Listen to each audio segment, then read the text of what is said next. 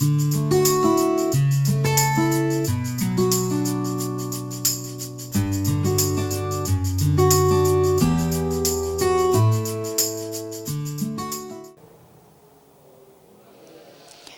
¿qué tal? Bienvenidos, bienvenidas. Nos encontramos en la Casa Grande y aquí se ha presentado recientemente este libro, Templarios, Enclaves en la Raya, de Juan Antonio Poveda Miranda. Un libro que es el tercero que ya ha presentado aquí en Ayamonte, y vamos a hablar con él, con Juan Antonio, porque está creando pues un interés en toda esta localidad y también en el extranjero por los templarios. Está recuperando la memoria de los templarios, que estaba un poco dormida, ¿no? Aunque hay otros países, como por ejemplo creo que en Portugal hay más afición o más interés por los templarios. No sé, no sé decir, afirmar así, porque si yo me guío por la parte comercial, cuando aquí en España se edita un libro de templarios, por la Planeta generalmente, o las grandes editoras, ellos, bueno, contando con el mercado americano, perdón, editan 40.000 libros, 40.000 ejemplares. Y en Portugal, por mucho interés que exista, editan 300. Pues entonces estoy yo... No significa nada. En Portugal, luego esta editora portuguesa que me edita mis libros, pues en Brasil hace ediciones muy numerosas, porque Brasil es un país que tiene 180 millones de habitantes, o sea, venden libros así. Lo curioso es que esta editora es portuguesa, pero la sucursal de Brasil sustenta económicamente a la central portuguesa, porque ellos venden allí mucho más libros que aquí.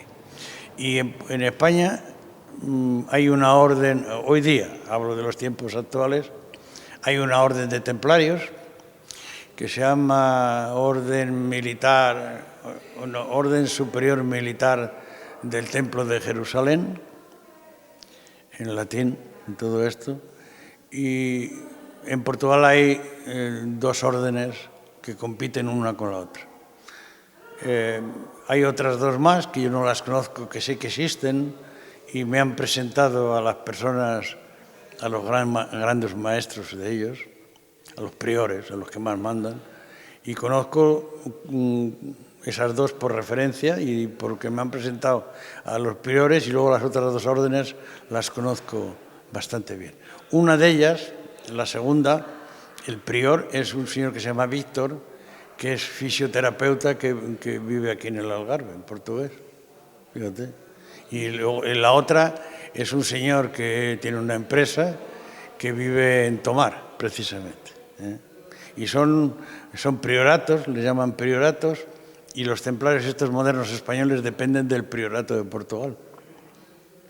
Pues Juan Antonio nació en Valladolid, ¿verdad? Pero ha llevado la mayor parte de su vida en Salamanca, pero ha querido venirse a Ayamonte. Además está muy activo, muy participativo en todas las actividades de Ayamonte. Le veo en eventos culturales, se está integrando mucho en esta localidad, ¿verdad? ¿Qué le atrapa de Ayamonte? Pues mira, me atrapan varias cosas. Primero, el clima, que es maravilloso. Segundo, que es un sitio muy tranquilo, hay mucha paz y mucha tranquilidad. Y luego que la gente de Ayamonte es fenomenal. Vosotros sois buenas personas, simpáticos, agradables, sois prestables, ayudáis desinteresadamente. Bueno, pues todo eso hace que uno se sienta aquí muy bien. Yo me siento aquí muy bien. La pena es que el área cultural aquí está un poco olvidado. Eso es una pena, ¿no? Pero bueno, ya iremos empujando poco a poco. Bueno, pues con este libro, que ya es el tercero, pues vamos a refrescar un poco la memoria de dónde se fundaron los templarios. Los templarios se fundaron en Jerusalén, en Tierra Santa, cuando la primera cruzada. Y se fundaron la primera cruzada partió de Francia, y fue porque la cristiandad se sentía ofendida porque los santos lugares estaban en manos de los musulmanes.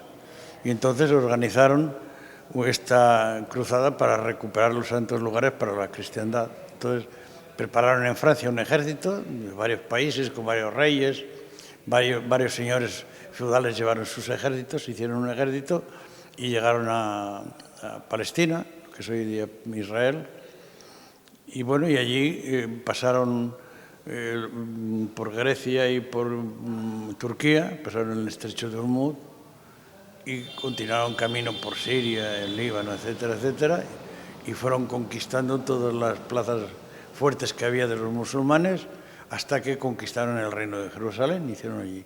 Y ocurría que luego, cuando los peregrinos cristianos iban a visitar los santos lugares, pues generalmente uno de los paseos turísticos, por así decir, era ir desde Jerusalén hasta el río Jordán para visitar el sitio donde bautizaron a Jesucristo. Y allí eran asaltados por los árabes, los mataban, les robaban, violaban, hacían todos los disparates que podían, y se sabía, y entonces los templarios fueron creados con el objetivo de proteger a esos peregrinos. Y eran 9 caballeros franceses que fueron a pedir al rey Balduino, que era el rey cristiano de Jerusalén, que les diese un sitio donde estar, que no tenían una casa, ni un cuartel, ni nada de esas cosas. Él les cedió una mezquita, la mezquita de Al-Aqsa, que es esa de la cúpula dorada, de que ahora se ve en Jerusalén, y allí estuvieron durante 9 años los 9 caballeros haciendo obras. Bueno, se dice que los sótanos estuvieron cavando para hacer las caballerizas porque esperaban un crecimiento muy grande de la orden y, claro, tenían que tener caballos y sitio a los caballos. Las malas lenguas dicen que lo que estaban era buscando la Arca de la Alianza, que no sé por qué motivo, no hay ningún documento que yo sepa que indique que la Arca de la Alianza fue llevada allí. Pero ellos dicen, una leyenda, que estuvieron 9 años cavando para encontrar el Arca de la Alianza. Y no se sabe si la encontraron o no la encontraron. Bueno, son leyendas. Y este es el origen de los templarios. Una vez que les dieron ese sitio para vivir, la mezquita de Al-Aqsa, luego ellos tuvieron que adoptar una orden monástica, porque eran monjes y guerreros ya eran caballeros guerreros de Francia, y entonces tuvieron que pedir al Papa la obediencia y la protección del Papa, y de los 9, que dicen que eran 9, había más, fueron vistos por Europa para visitar a todos los reyes, al Papa y a todos los reyes, para pedir dinero y la protección, etcétera, etcétera. ¿Por qué eran tan temidos? Porque eran unos guerreros formidables y eran unos tíos muy disciplinados, y esta disciplina de los guerreros les hacía que no renunciaban nunca a la batalla. Entonces, hasta que el mariscal, que era quien mandaba en los ejércitos, no daba la orden de retirada, aunque los mataran a todos, ellos se quedaban allí. Y luego ellos tenían una forma de combate y unas armas de guerra poderosas. En vez de los árabes montaban a caballo, los caballos eran el típico caballo árabe, corría mucho, era muy veloz, un caballo delgadito, estos caballos árabes que aquí se conocen, y ellos lo que tenían eran caballos percherones. Entonces, cuando se iniciaba una batalla, se formaba un frente templario con 300 o 200 caballos percherones que avanzaban como si fueran tanques. Entonces, por donde pasaban, arrasaban, ¿no? Y la forma de combate de ellos, iban así en forma de flecha, iban al centro del ejército contrario, y claro, lo partían en dos, ¿no? Y luego generalmente estaban muy bien adiestrados para la lucha, eran hombres grandes, poderosos, guerreros experimentados, y pues, había algunos que manejaban la espada con las 2 manos, y era un espadón enorme, y cortaban cabezas y mataban moros por todos lados. Lo que les movía, el principal motor que tenían ellos, quizá era la fe. Bueno, dicho así de repente sí, pero después de que tienes conocimiento, pues no sé si era ya la fe o eran otras cosas. Ellos eran guerreros, y entonces siempre guerreaban en nombre de Cristo, para defender la fe cristiana y para acabar con los enemigos de Cristo, que eran los musulmanes, que en aquella época que había. O sea, hacían la guerra santa desde el inicio. y especialmente por defender los santos lugares, los lugares donde había estado Jesús, ¿no? En Nazaret, Jerusalén, y donde había vivido la Virgen, y donde había ocurrido toda la pasión de Jesús. Y era por lo que defendía, para que esos lugares estuvieran en la cristiandad, y defendían a capa y espada aquello. Pero yo creo que luego ya, una vez pasada la tercera cruzada, ¿sí?, cuando Saladino comenzó a ser tan poderoso, este famoso rey moro Saladino, ellos luchaban, creo yo, por su sobrevivencia. Porque luego cometieron, como eran muy aguerridos y muy valientes, y los tipos les decía el mariscal, contra qué, y iban todos y no miraban para los lados a ver qué pasaba. Y el otro, que era un hombre inteligente, este moro era un tío inteligente, pues los enredaba y los cazaba como querían, ¿no? Hasta que fue en el año 1240, más o menos, o 1250, hubo una batalla muy importante que fue el principio del fin de los templarios, que fue la batalla de los cuernos de Atín, que eran dos conos volcánicos que había al lado del lago de Genesaret. ¿Sabes cuál es ese lago, no? Y entonces al lado de eso se desarrolló la batalla, entre Nazaret y el lago de Genesaret, y allí fueron chacinados el ejército cristiano, precisamente por el ejército del rey moro. Y eso fue el principio del fin. A partir de ahí las cosas fueron cada vez a peor y cada vez perdían más batallas, y lo que luchaban era por su sobrevivencia. Llegaron a tener mucho poder. Muchísimo. Llegaron a tener mucho poder y mucho dinero. Se entendía en aquella época lo que yo he contado ahí del rey francés, de Felipe el Hermoso, era verdad. Tenían unas deudas tremendas el rey, y que los únicos que le prestaban dinero eran los templarios, porque fueron los que inventaron la banca y el pagaré moderno, las letras de cambio, fueron ellos que las inventaron, y entonces todos los que necesitaban dinero, los prestamistas eran los templarios. Y luego había numerosas donaciones para ayudar a sustentar los ejércitos, pues todos los reyes y los ricos de Europa mandaban dinero para que ellos, monedas que eran oro, y bueno, eran riquísimos, y por eso tenían tanto poder, ¿no? Porque con dinero se podían comprar armas, barcos, guerreros, contratar mercenarios para el ejército, bueno, y se unían las dos cosas. El dinero siempre ha estado unido al poder, o el poder al dinero, ¿no? ¿Qué territorios llegaron a abarcar? Pues mira, es una pregunta difícil. Si nos ceñimos exclusivamente a su capacidad defensiva de los santos lugares, estamos hablando de Palestina, la parte que hoy es parte de Siria, parte del sur de Turquía, del Golfo de Turquía, donde está Chipre, un poco de la franja marítima de Siria, Líbano y lo que es Palestina, Israel y Gaza hoy día. Eso allí. Si vemos la implantación que tenían en Europa, ellos no dominaban ningún país, pero estaban en todos los países. O sea, era un poder dentro de otro poder. En España había 500 encomiendas o casi templarias por todo el país. En Portugal también había, en Francia también había, en Inglaterra, en Escocia, en Italia, en todos los países europeos, y estaban asentados los templarios. Tenían enclaves templarios, que eran castillos, fortalezas, granjas, casas productoras. Por ejemplo, aquí al lado está en Badajoz, está Jerez de los Caballeros, que habréis oído Jerez de los Caballeros. Esa ciudad es templaria, fue fundada por ellos, precisamente el nombre correcto es Jerez de los Caballeros Templarios. Fue fundada por ellos, fue entregada por un rey castellano como pago por el esfuerzo de guerra que habían hecho. Bueno, y era así, en toda España era más o menos así. Y hoy los templarios, que aún quedan algunos vestigios, ¿dónde están situados?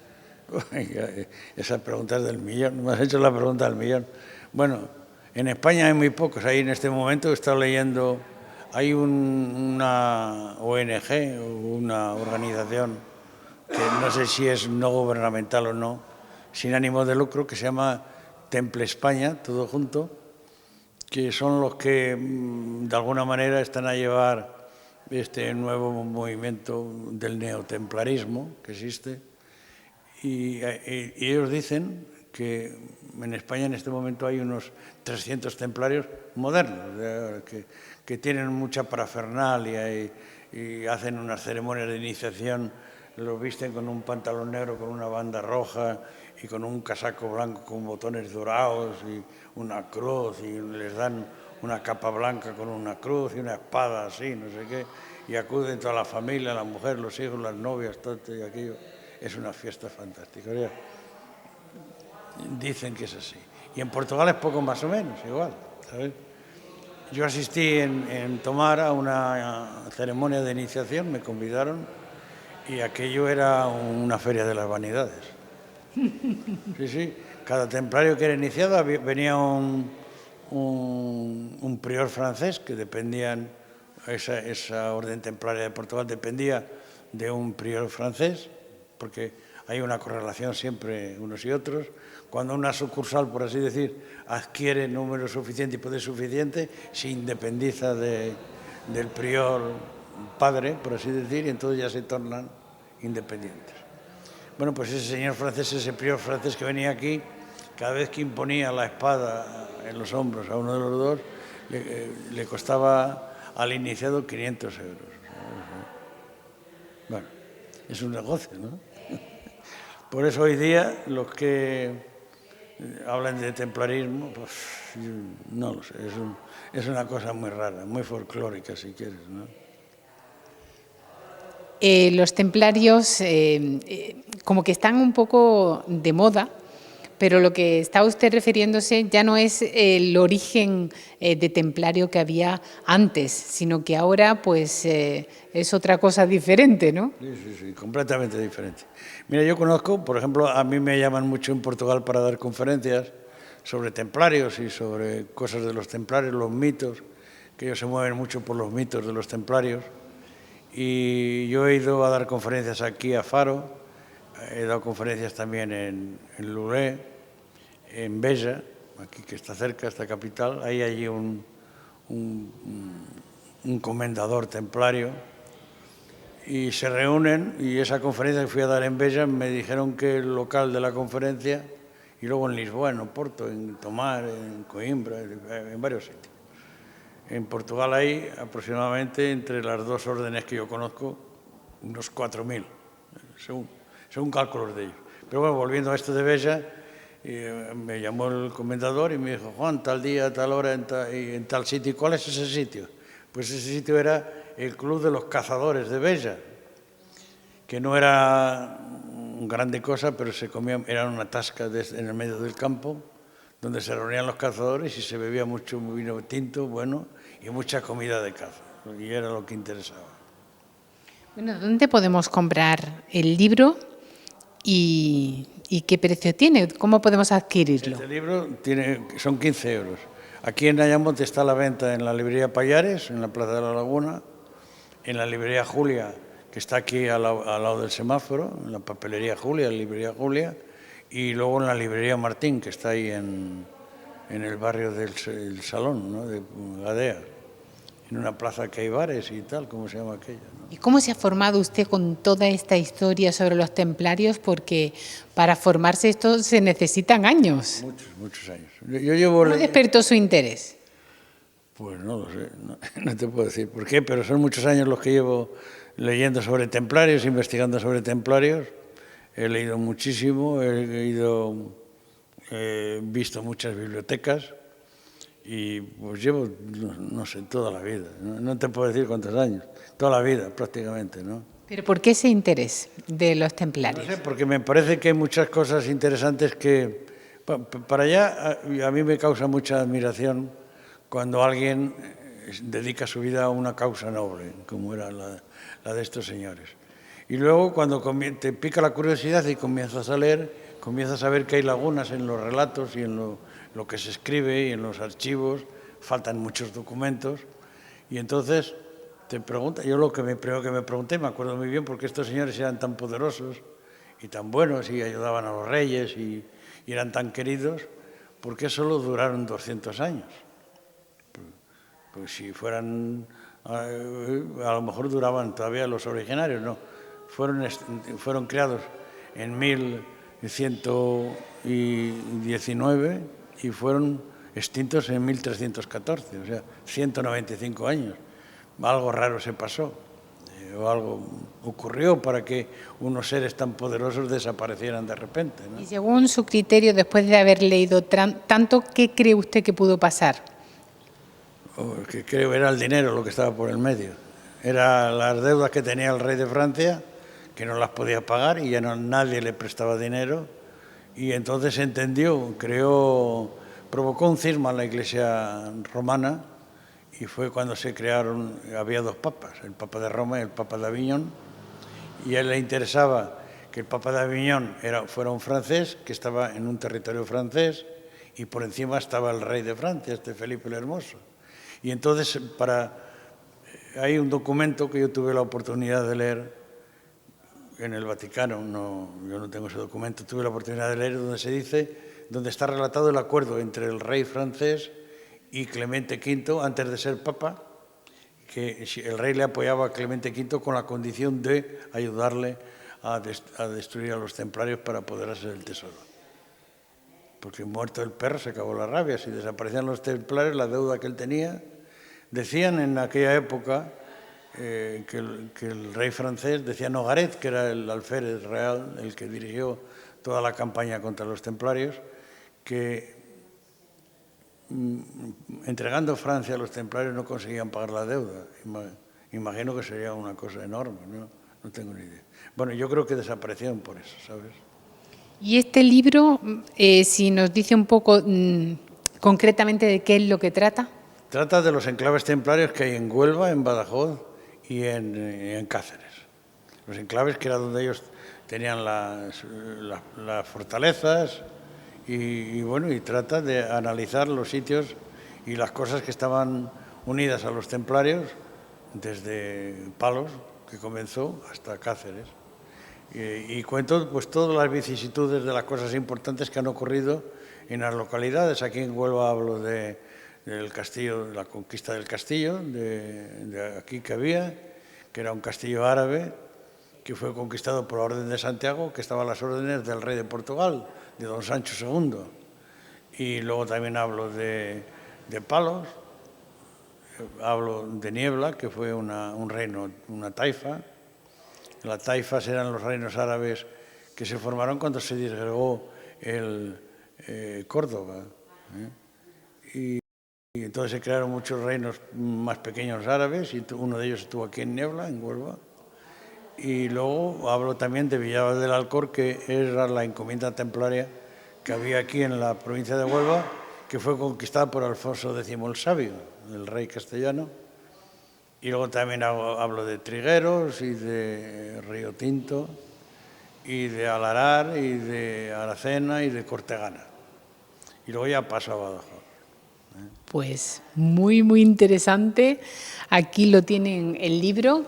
Ya les ha comentado en las numerosas papelerías que hay aquí en Ayamonte, donde lo pueden adquirir. Y le voy a dar las gracias a Juan Antonio, que dentro de poco también nos contará otros proyectos. Si quiere adelantarnos algo de ese proyecto que tiene, si puede. Sí, puedo. Otro de los temas que siempre me ha preocupado es de la masonería, que también es una cosa muy enigmática. No sé si sabéis que en España, en la Segunda República, la masonería era vista como una sociedad cultural, más o menos, con mucha influencia política y mucho poder.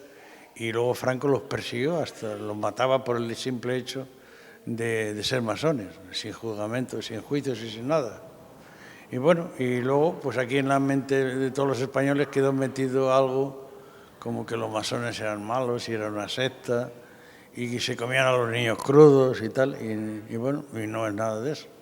Es algo muy interesante, muy interesante. Pues ahí vamos a dejar esa entrevista pendiente porque vamos a hablar de la masonería, que bueno, pues aunque no tiene nada que ver con los templarios, pero bueno, pero también tiene sus rituales, también Sí, tiene su... hay alguna unión. Los masones es una orden, los masones, bueno, por rigor histórico, comenzaron en el año 1717 en Inglaterra, en Londres concretamente.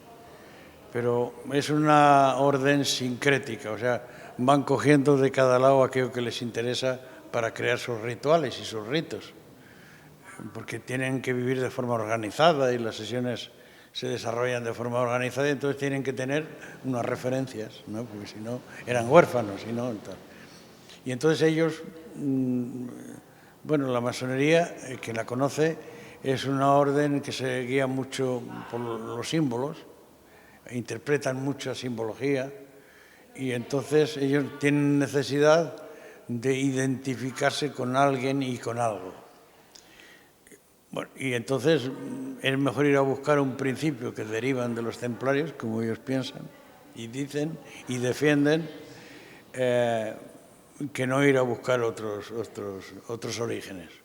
Y hay una cierta relación cuando se habla del rito escocés antiguo y aceptado, que está muy aquí en España, es muy poderoso, pues hay dos grados de la masonería, dos escalones. Están los escalones inferiores, que se llama la masonería azul, que son el primero, el segundo y el tercer grado, y luego están los grados superiores, que son filosóficos, le llaman filosóficos, que en la medida que vas transcurriendo por esos aprendizajes, entre comillas, pues vas adquiriendo otros grados, y hay un escalón, que me parece que es el grado 30, el máximo es el grado 33, me parece que es el grado 30, no estoy muy seguro, que se llama, precisamente, a uno le invisten como caballero templario. O sea, que están más imbricados de lo que parece. Pues nos ha dejado ya con la miel ahí presta a ser pues degustada por los paladares de todas esas personas que están interesadas tanto en los templarios como en los masones. Aquí Juan Antonio nos ha estado acompañando, le damos las gracias, muchas gracias. Muchas gracias a ti, muchas gracias. Y a todos ustedes, pues muchísimas gracias por habernos acompañado.